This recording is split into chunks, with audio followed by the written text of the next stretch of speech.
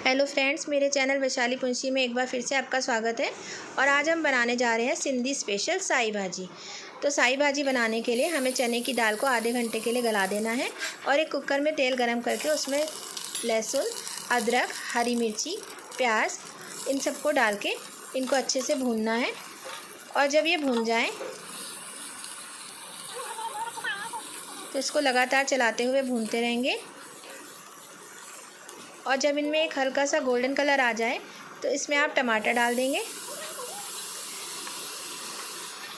अब टमाटरों को डाल के, और जैसे कि जब भी हम किसी डिश में टमाटर डालते हैं तो उसमें हम नमक भी ऐड कर देते हैं, तो आप सॉल्ट भी ऐड कर दीजिए इसमें।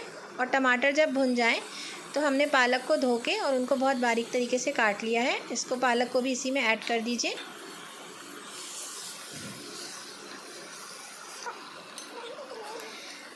अब 5 मिनट लगातार भूनने के बाद अब हम इसमें सारे मसाले ऐड करेंगे। हल्दी, लाल मिर्च,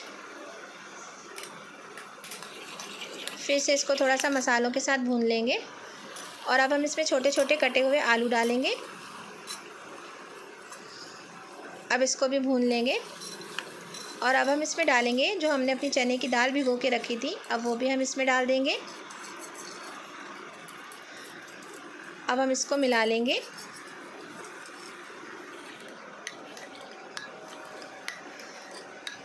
और अब चने की दाल और भाजी की क्वांटिटी के अकॉर्डिंग, क्योंकि पालक भी पानी छोड़ती है, तो अब चने की दाल की क्वांटिटी के अकॉर्डिंग इसमें पानी डाल देंगे।